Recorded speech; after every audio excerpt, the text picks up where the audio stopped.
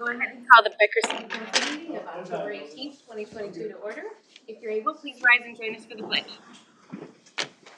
I pledge allegiance to the flag of the United States of America and to the republic for which it stands, one nation, under God, indivisible, with liberty and justice for all.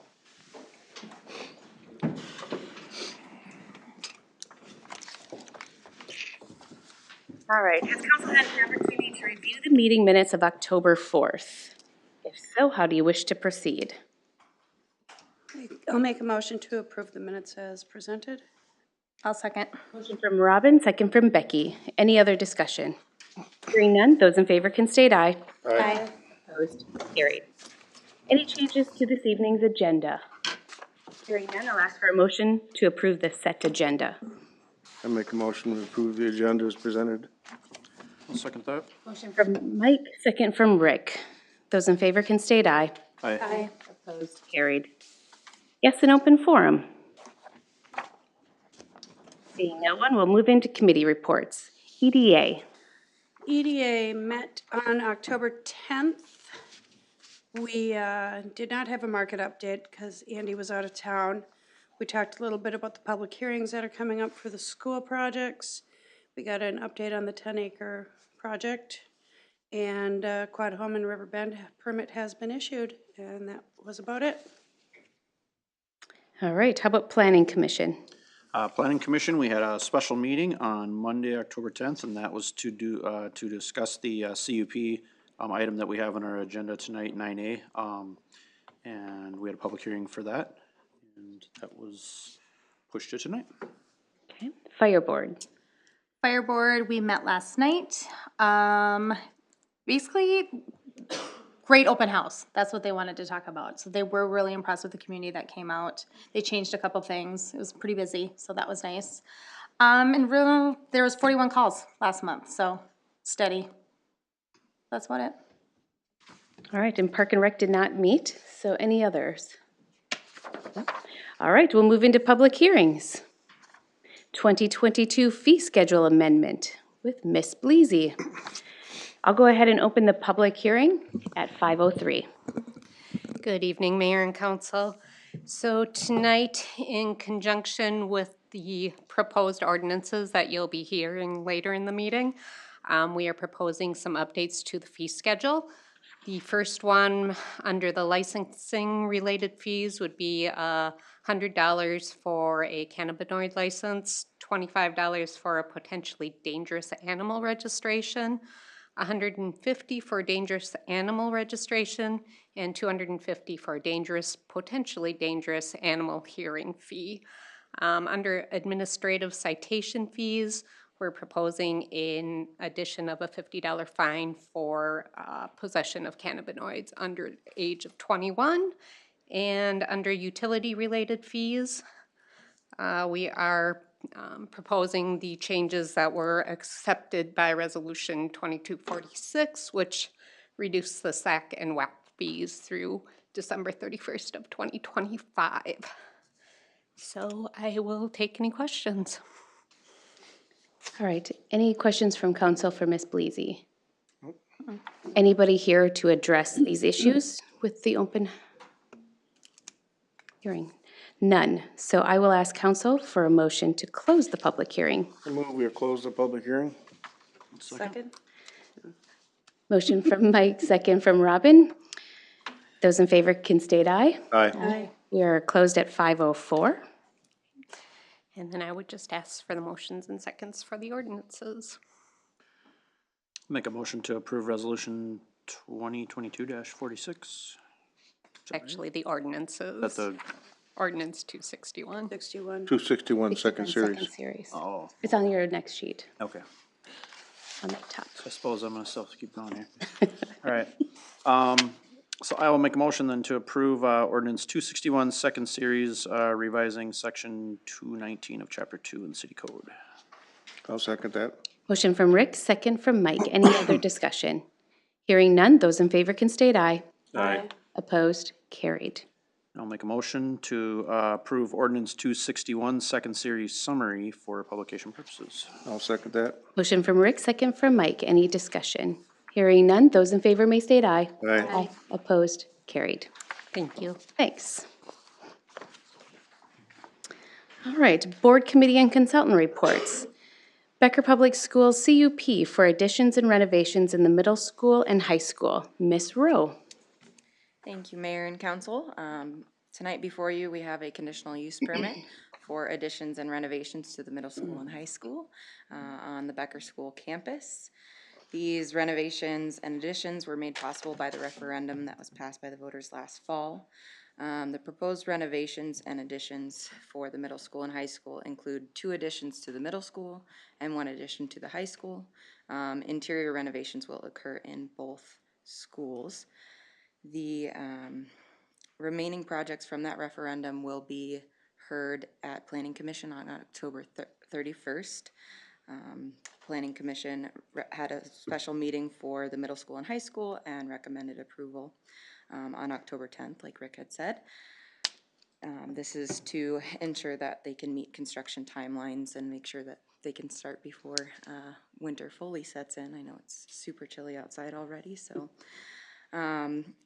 so I am happy to answer any questions that you may have, but otherwise staff is looking for a motion and a second to approve resolution 22-70 for the conditional use permit specific to the middle school and high school additions and renovations.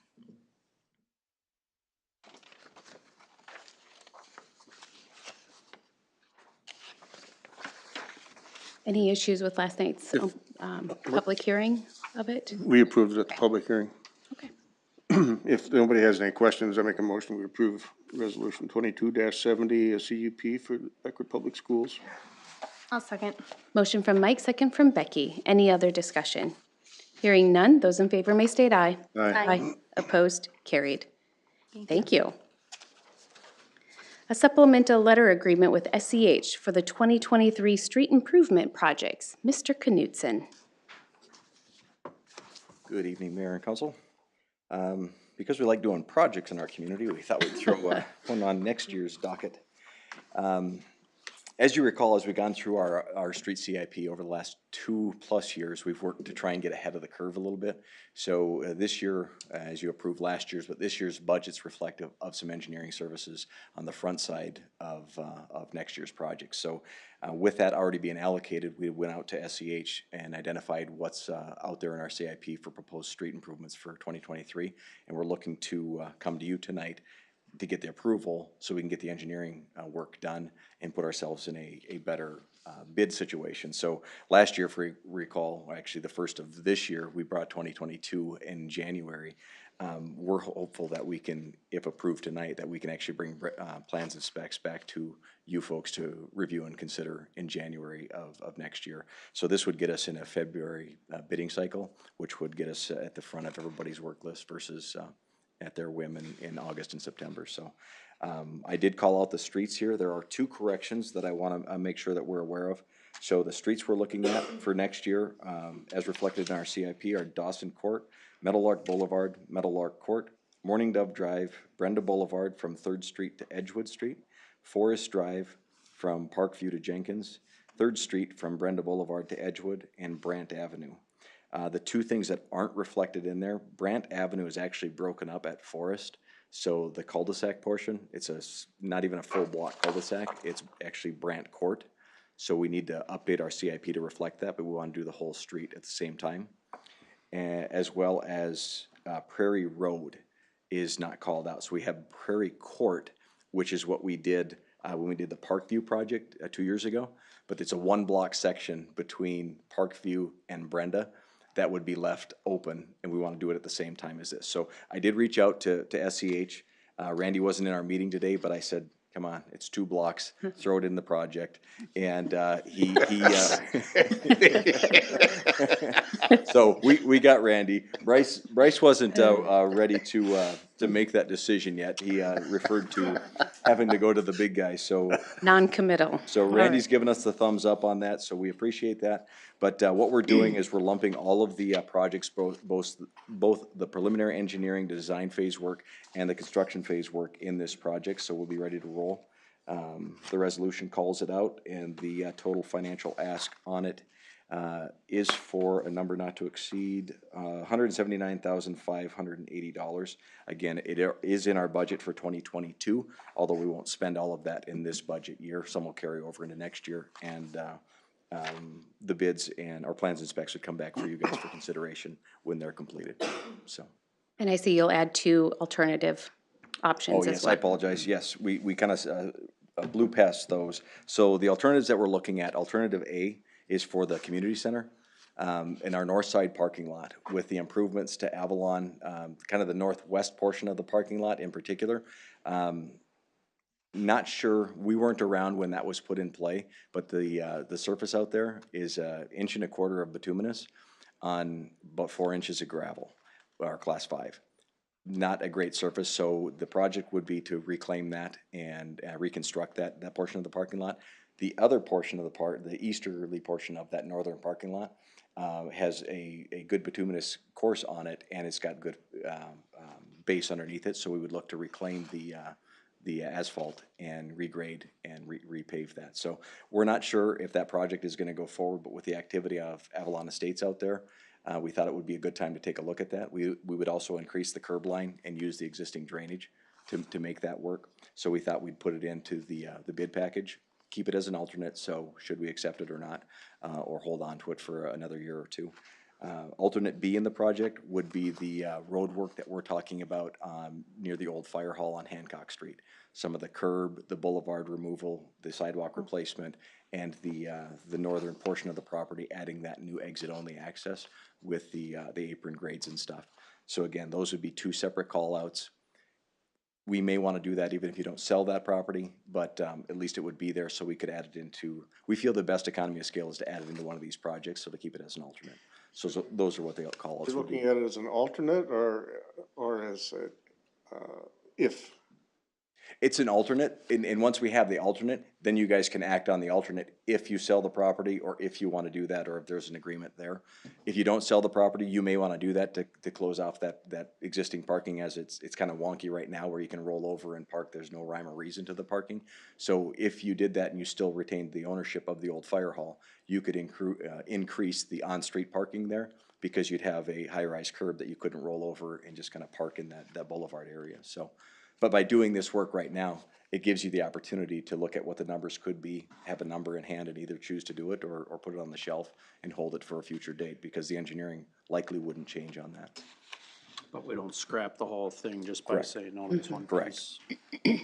So we're trying to get it piecemeal so you guys can make the decisions that you want to without letting the contractor come back and argue quantities or anything like that, because it's already called out that way. So.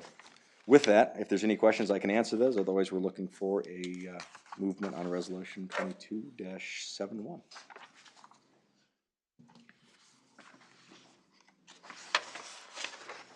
I'll make a motion approving resolution 2271 to enter into an SLA with SEH for the 2022 road improvement projects. 2023.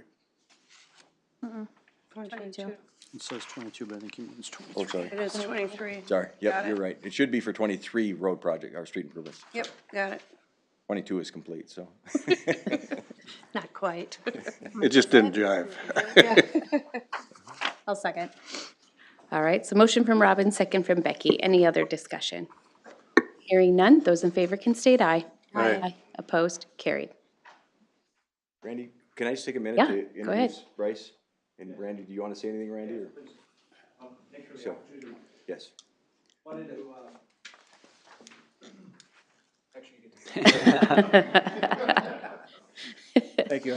Thanks for the opportunity. Wanted to introduce a new member of our team, actually, and a new member of the Becker service team. So Bryce Johnson joined our team going on 7 weeks ago now.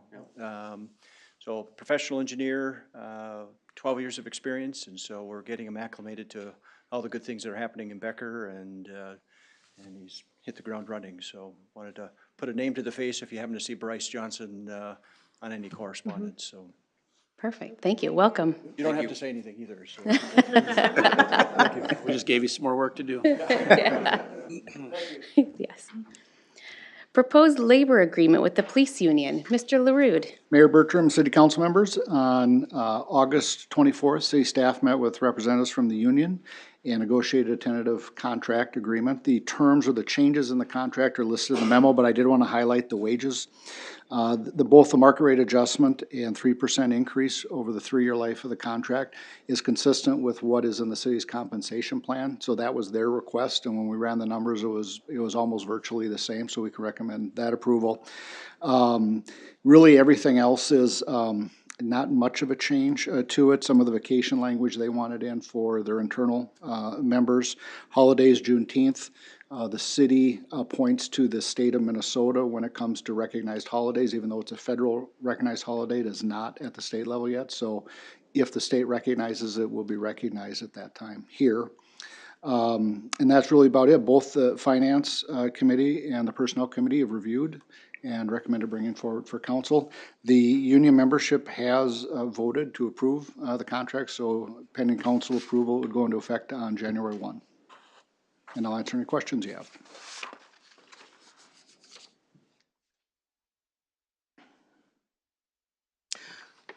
That's gonna keep us up with competitive? We knew that there was going to be a big request this year because they hadn't been moved forward in the compensation plan. I think it really confirms that the study the city did is right on. And so, yes, I think it will. And it was their request. Okay. I have no problem with it. Would you like to make a motion then? I make a motion. I'll make a motion, we approve the labor agreement with the police union. Second. Motion from Mike, second from Robin. Any other discussion? Hearing none, those in favor may state aye. Aye. Opposed, carried. Thank you. Administrator and staff reports. Ordinance regulating the sale of THC containing products. Mr. LaRude. Mayor Bertram, city council members, on August 16th, the council directed staff to come back with an ordinance that would regulate the sale of cannabinoid products. Over the last month or so, we have been looking at what other cities have done. There's a very limited amount, as we talked about on the 16th. The statute was really not strong on what limitations there should be, or restrictions there should be. So we relied on St. Cloud and Hopkins. They were a little bit farther along in the development, and it really tailors following the city's sale of tobacco restrictions. They're very similar, and so it fit very nicely into what we have for that. So the ordinance before you regulates, it sets out the restrictions, it defines what the products are, the license requirements, sales and posting requirements at the business. And then it also references that it would not be permitted except in a approved zoning, improved zone, which you will get in the next agenda item. And so probably after the next session, we might be back with some tweaking to it based on legislative changes, but for now, we feel very comfortable with this being in place. So the staff requests two motions. One is to approve the ordinance, and the other one is to approve the publication form of the ordinance. And I'll answer any questions you have. Can we give kind of a high level, when we don't need to by any means read this word for word, but can we give just kind of a high level for, you know, the folks on TV or for the press, just as far as what is contained here? We say tobacco, but. Right, so tobacco, a business to sell tobacco in the city must have a license. They must be approved for a license for their premises location. They have sales on the location within the store of where they can be. Typically, it's not self-serve. Not typically, it is not self-serve. There's no sales by vending. There are no samples permitted. And in this particular case, also, we limit it to fixed places of business, so we cannot have a temporary or mobile business, like a fireworks that would come in and sell it on a limited basis. And so it really, again, our experience with the tobacco regulations are pretty successful, so I think it will fit very nicely here. There are penalties. They are similar. They're administrative penalties as well as potential misdemeanor penalties, depending on the nature of it. Those would be in place too. I believe that is another ordinance that's coming up relating to that. And Brent is good with this?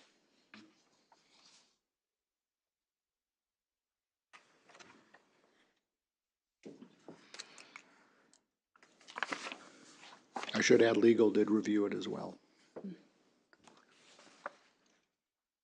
Okay. I'll make a motion to approve ordinance 263, second series, an ordinance creating chapter 6.28, city code, cannabinoid products. I'll second that. Motion from Rick, second from Mike. Any other discussion? Hearing none, those in favor may state aye. Aye. Opposed, carried. Then I'll make a motion to approve ordinance 263, second series for publication purposes. I'll second that. Motion from Rick, second from Mike. Any discussion on the summary? Hearing none, those in favor can state aye. Aye. Opposed, carried. Thank you. Ordinance incorporating cannabinoid products in Chapter 11 of Becker City Code. Ms. Rowe. Thank you. So the proposed ordinance before you is an extension, like Mr. LaRue had said, to ordinance 263. So what the community development staff has done and we're proposing is to adopt by reference the language and requirements that Chapter 6 has established, as well as revise the definition of home occupations in our zone. This is all in the zoning code, land use regulations. So it'll also revise the definition of home occupations to prohibit such products. Like Mr. LaRue was saying, we kind of want it in a more brick and mortar type situation. So the zoning code will be amended, is proposed to be amended to adopt by reference Chapter 6 and that edit to the home occupation. Planning Commission did recommend approval of this draft ordinance at their September 26th meeting. The legal has also reviewed this, and I'm happy to answer any questions, but I am looking for a motion and a second to approve the ordinance and the ordinance summary for publication.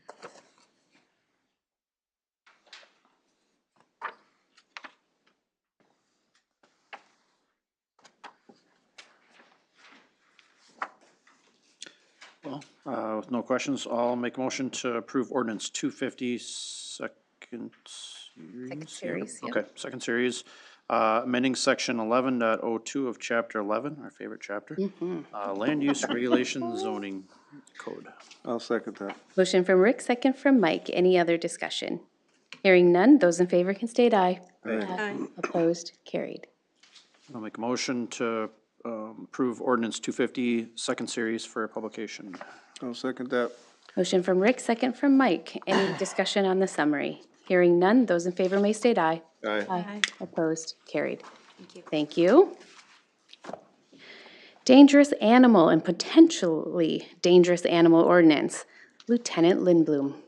Good evening, Mayor and Council. I am pleased to present the newly developed dangerous animal, potentially dangerous animal ordinance for the city of Becker. This stems from a slight change in the county not processing our dangerous animals for us anymore, as well as shoring up our ordinance that we had previously for potentially dangerous animals and bringing them in line with state statute and what the recommendations are for those types of animals. You'll note that there's two kind of separate areas of the ordinance. One is for a potentially dangerous animal and the second is for a dangerous animal. Typically the potentially dangerous animal will be designated to somebody whose animal is a first time bite of a human being, potentially is very aggressive. Doesn't have to necessarily encompass a bite, but if the hearing officer or we were to determine that animal could potentially become dangerous because of their behavior, that can be included in that as well. The potentially dangerous animal comes with it a few stipulations if your animal is deemed to be potentially dangerous, which includes a $25 registration fee annually. The animal needs to be microchipped. It has to be kept on a leash when it's not in a proper enclosure. Proper enclosure is defined in ordinance. Can't just be a front porch. It has to be an enclosed like kennel, interior area, not between a screen and the outdoors, that type of thing. It's all identified in there, just to basically say that that animal has to be kept, in control. If not, it has to be on a leash by somebody that's capable of handling the animal.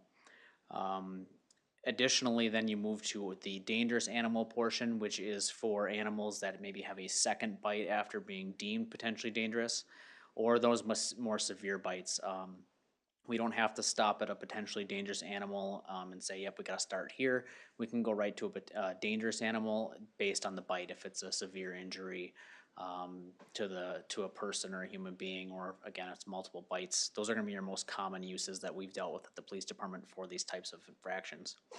What it would entail for a dangerous animal is the same microchipping. It would entail a sterilization of the animal. Instead of just being on a leash when out of the confined or approved area, it would have to be muzzled.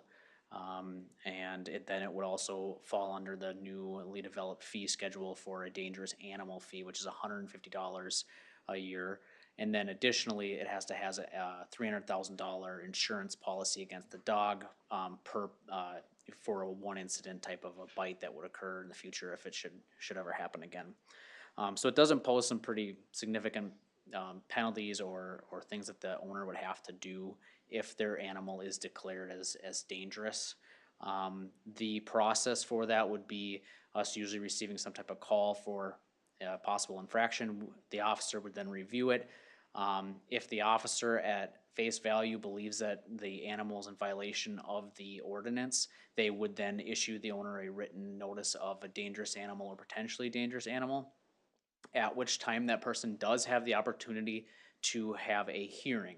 And that's a new kind of part of the ordinance that we haven't really dealt with before, but it's part of state statute. So what it does is it gives the owner an opportunity to request that hearing. The hearing does have a fee. It's a non-refundable $250 fee that they would have to pay. And then there's a hearing held, which is similar to like a court hearing. We have been in contact with Keith Streff. He's he works with the Animal Humane Society. He's identified as an animal agent.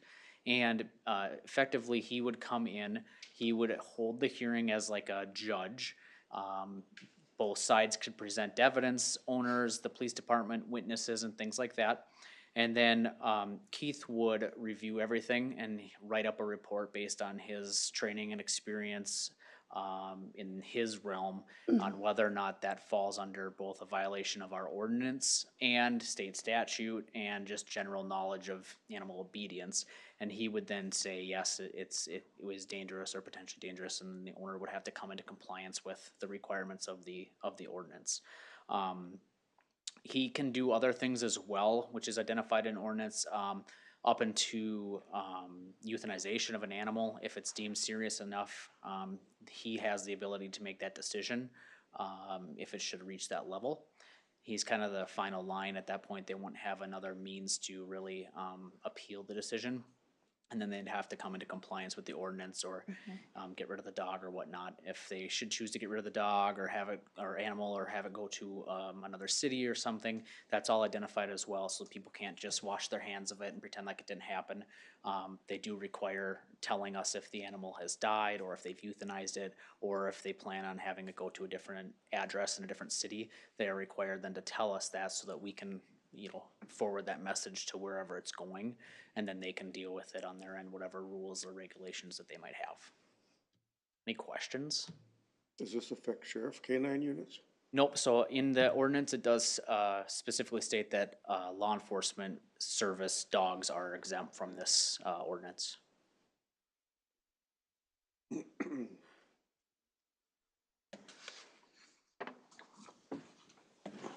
And if there aren't any additional questions, we're just looking for a motion to approve ordinance 264 second series, and then additionally the summary for publication. I'll make a motion to approve ordinance 264 second series, an ordinance adding dangerous animals and potentially dangerous animals to city code as section 10.07 and renumbering subsequent sections. Second. Motion from Robin, second from Rick. Any other discussion? Hearing none, those in favor can state aye. Aye. Opposed? Carried. And I'll make a motion to approve ordinance 264 second series summary for publication. I'll second that. Motion from Robin, second from Mike. Any discussion on the summary? Hearing none, those in favor can state aye. Aye. Opposed? Carried. Thank you. Thank you. Ordinance revisiting Chapter 10 revising, sorry, we're not, well, we are revisiting it, but let's revise it. Chapter 10, Administrative Citations and Penalties with Ms. Bleasy. Good evening again. So the final ordinance that we have tonight and the final piece of our cannabinoid updates. So we are requesting an update to Chapter 10, Section 10.08 to revise the administrative citations to include the cannabinoid possession under 21, similar to what was done on that fee schedule of $50. So I would ask for a motion to approve Ordinance 262 and a motion to approve the summary of Ordinance 262 for publication. And I can take any questions.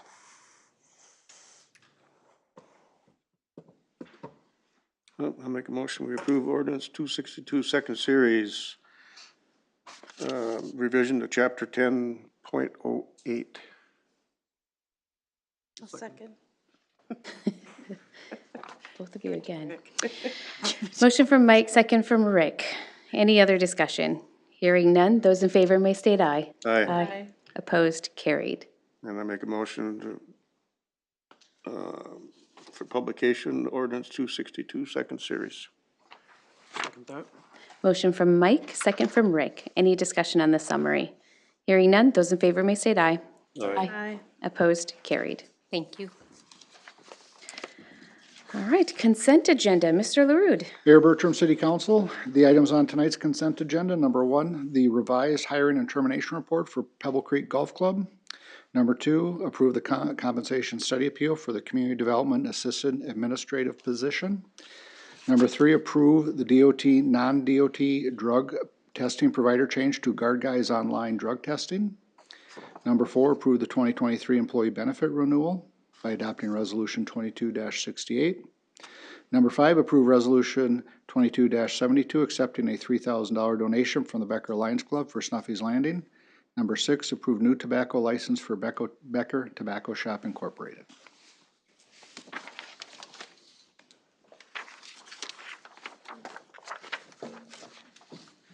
Make a motion to approve the consent agenda as presented.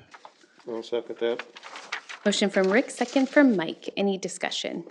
Hearing none, those in favor may state aye. Aye. Aye. Opposed, carried. Payment of the bills. Make a motion to pay the bills. A second. Motion from Robin, second from Becky. Any discussion? Hearing none, those in favor can state aye. Aye. Aye. Opposed, carried. Does council have anything else for the betterment of Becker?